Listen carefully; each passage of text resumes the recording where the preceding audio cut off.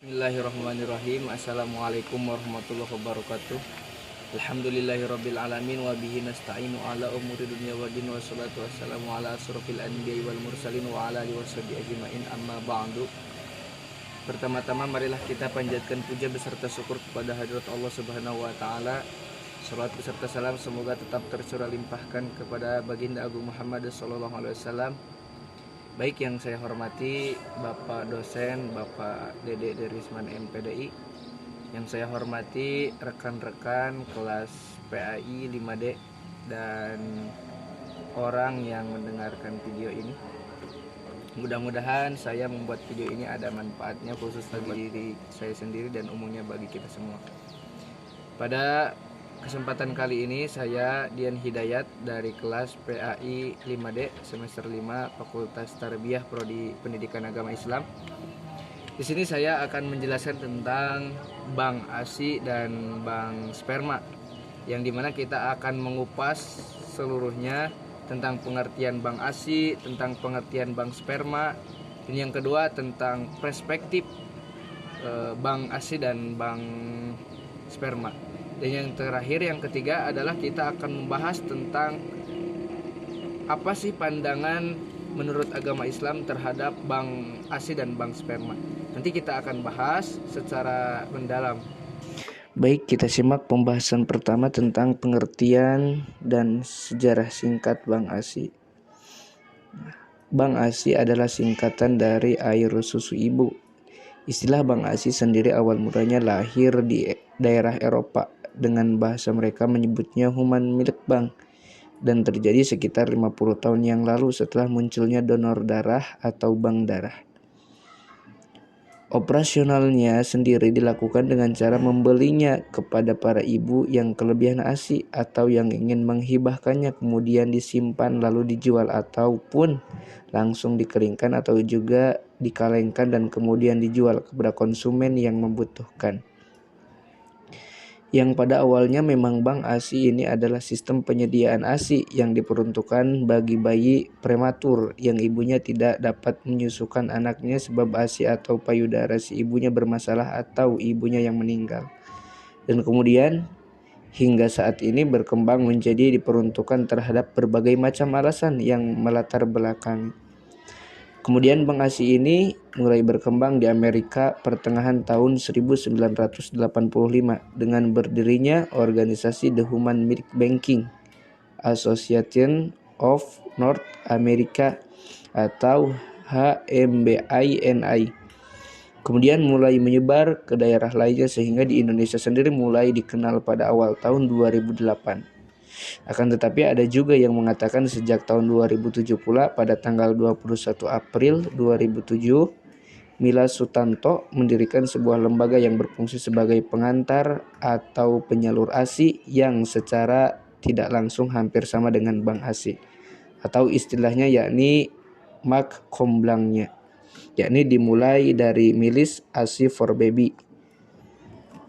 Sedangkan donor ASI sendiri, donor ASI atau persusuan oleh selain ibu, telah dipraktekkan masyarakat Arab sejak sebelum datangnya Islam dan terus berlanjut dalam masa keislaman. Rasulullah sendiri ketika kecil disusui oleh Halimah As-Sa'diyah. Rasulullah sendiri mengisyaratkan pengakuan terhadap persusuan oleh perempuan selain ibu. Dalam sebuah hadis dijelaskan, yang artinya riwayat dari Ibnu Abbas radhiyallahu anhu, bahwa Nabi SAW dikehendaki untuk menikah dengan anak Hamzah.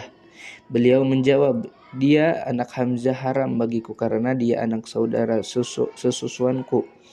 Diharamkan karena persusuan sebagaimana diharamkan karena hubungan darah atau nasab."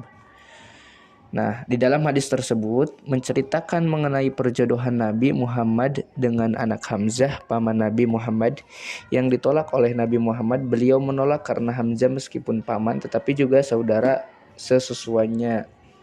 Nabi Muhammad juga pernah disusui oleh Thawbah, hamba Abu Lahab yang sebelumnya pernah menyusui Hamzah. Yang pada intinya bahwa bank ASI ini ialah layanan atau lembaga yang menyediakan suatu tempat bagi penyaluran ASI dari pendonor ASI kemudian disalurkan kepada penerima donor ASI yang membutuhkannya. Adapun syarat-syarat yang harus dipenuhi oleh si pendonor adalah harus di-screening dengan hati-hati, non-perokok, tidak minum obat, tidak minum alkohol, kesehatan baik, dan memiliki kelebihan ASI. Kemudian tes darah negatif hepatitis B, C, HIV, tidak memiliki riwayat TBC aktif, herpes, atau kondisi kesehatan kronis lain seperti riwayat kanker. ASI sendiri dapat bertahan dalam suhu 19 sampai 25 derajat Celcius sekitar 4 sampai 8 jam. Suhu 0 sampai 4 derajat Celcius sekitar 1 sampai 2 hari dan suhu dalam pendingin lemari es khusus bisa 3 sampai 4 bulan lamanya. Kemudian untuk prosedurnya sendiri antara lain identifikasi dan screening donor susu hibah kemudian dikirimkan ke bank ASI dengan keadaan membeku. Susu selanjutnya dicampurkan dengan yang lainnya dan dicairkan dan selanjutnya disterilkan. Dan selanjutnya disterilkan dengan suhu derajat 62,5 Celcius selama 30 menit. Untuk bakteri yang bermanfaat tetap dibiarkan untuk menjamin hasil sterilisasi. Kemudian menganalisis kandungan susu setelah disterilkan. Dibekukan lagi dalam suhu derajat 20 Celcius baru kemudian disalurkan sesuai ketentuan dokter dan si pendonor tidak memperoleh ganti uang sedang si penerima membayar sesuai biaya proses dan pengiriman. Yang kedua, Bank ASI dalam syariat Islam. Sebelum membahas mengenai Bank ASI, penulis akan membahas mengenai donor ASI atau persusuan atau disebut dengan ar-rodho'ah. Sebab Bank ASI ini juga berkaitan dengan donor ASI sebagaimana telah disebutkan dalam pengertiannya sendiri dalam bahasan sebelumnya. Rodho'ah ini memiliki 3 rukun yang harus ada sehingga sah mengikuti syariat Islam, yakni adanya ibu yang menyusui, anak yang disusui dan air susu atau ASI, kemudian harus memenuhi syarat antara lain bukti agar tidak terjadinya kesimbang siuran dalam hal ini yakni adanya ikrar atau akad melakukan rodho'ah dan juga persaksian yakni dengan 2 orang laki-laki atau 4 orang wanita jika tidak ada laki-laki. Kemudian rodho'ah ini menimbulkan kemahraman antara si ibu dan bayi atau anak yang melakukannya. Kemahraman tersebut sebagaimana mahramnya hubungan darah atau nasab. Adapun kemahraman ini terjadi jika kadar kesusuan sebagai berikut terpenuhi. Menurut jumhur ulama ada 6 syaratnya. Antara lain yang pertama, air susu berasal dari manusia baik, gadis, janda maupun masih menikah atau ibu rumah tangga. Kedua, air susu masuk melalui kerongkongan baik dengan cara apapun, tetapi menurut ulama 4 mazhab dikatakan yang menjadikannya kemahraman adalah air susu ini menjadi darah, daging menumbuhkan tulang si bayi. Yang ketiga yaitu sampainya susu pada lambung si bayi. Yang ketiga dilakukan dalam waktu anak atau bayi menyusui yakni sampai 2 tahun sebagaimana dalam surah Al-Baqarah ayat 233. Yang kelima yaitu air susunya harus murni, tidak boleh tercampur dengan yang lain, dan jika tercampur maka tentukan kedominannya, maka baru menjadi mahram. Yang terakhir yang keenam adalah dilakukan dengan 5 kali isapan yang terpisah. Maksudnya bukan yang terus-menerus mengisapnya, si bayi berpaling melihat sekitarnya atau melakukan apapun hanya sebentar seperti bernapas, istirahat atau hal lainnya, maka masih dihitung 1 kali menyusui. Jadi 5 kali ini maknanya bukan isapannya tapi waktu menyusuinya. Mungkin jika diibaratkan pada permainan tinju adalah yang disebut dengan ronde. Jadi harus 5 kali ronde. Kemudian jika ada keraguan pada hitungan atau yang lainnya bisa memikirkannya sehingga yakni atau tidak, jadi tidak boleh ragu.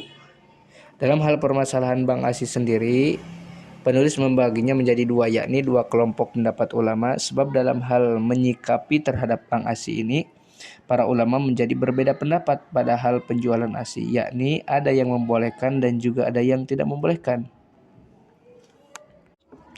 Terlepas dari kedua pendapat yang tertolak belakang tersebut dengan alasannya masing-masing yang memiliki dasar yang jelas, penulis paling setuju dengan pendapat Profesor Dr. Wahbah Az-Zuhaili, yakni bahwa setelah ia mengatakan bahwa ia tidak setuju dengan adanya Bank ASI, ini kemudian ia mengatakan boleh asal dengan syarat yang dapat memenuhi syariat Islam. Teknik yang paling sering digunakan dan terbukti berhasil saat ini adalah metode controlled rate freezing. Dengan adanya cryobanking ini, sperma dapat disimpan dalam jangka waktu lama bahkan lebih dari 6 bulan dengan tes berkala terhadap HIV dan penyakit menular seksual lainnya selama penyimpanan. Kualitas sperma yang telah disimpan dalam bank sperma juga sama dengan sperma yang baru sehingga memungkinkan untuk proses ovulasi. Dan pengertian sperma sendiri, sperma itu adalah benih makhluk hidup. Jadi sperma itu adalah makhluk hidup. Jadi kita tidak boleh membuang sembarangan sperma ini karena sperma ini termasuk kepada makhluk hidup. Dan yang terakhir kita tentang bank sperma dalam syariat Islam. Mengingat sperma tersebut bukan barang jadi, tidak diperbolehkan bagi kita mengambil manfaat atau intifa dengan sperma tersebut, sehingga mengambil manfaat dari sperma adalah haram karena bukanlah suatu barang yang diperbolehkan menjualnya. Teknik inseminasi buatan dari bank sperma menurut hukum Islam adalah boleh jika dilakukan dengan sperma dan ovum suami istri, baik dengan cara mengambil sperma suami yang disuntikan ke dalam vagina istri maupun dengan cara pembuahan dilakukan di luar rahim, kemudian buahnya ditanam di dalam rahim istri. Ini dibolehkan asal keadaan suami istri tersebut benar-benar memerlukannya, tapi teknik inseminasi buatan yang melibatkan pihak ketiga hukumnya haram karena alasan syariat tentang haramnya keterlibatan benih atau rahim. Pihak ketiga tersebut merujuk kepada maksud larangan berbuat zina, dan teknik inseminasi buatan lebih disebabkan haram karena faktor sulitnya terjadi pembuahan alamiah karena sperma suami yang lemah atau tidak terjadinya pertemuan secara alamiah antara sperma dan sel telur, atau inseminasi buatan yang dilakukan untuk menolong pasangan yang mandul. Alhamdulillah, dari pembahasan pertama sampai pembahasan ketiga sudah dijelaskan. Mudah-mudahan ada manfaatnya khususnya bagi saya sendiri dan umumnya bagi kita semua. Dan mudah-mudahan yang menyimak video ini paham betul akan bank ASI dan bank sperma ini, sehingga pemahaman kita menjadi bertambah dan pemahaman kita semakin luas sehingga kita bisa mengamalkan ilmu-ilmu tersebut. Cukup sekian dari saya atas nama Dian Hidayat mengucapkan terima kasih. Wassalamualaikum warahmatullahi wabarakatuh.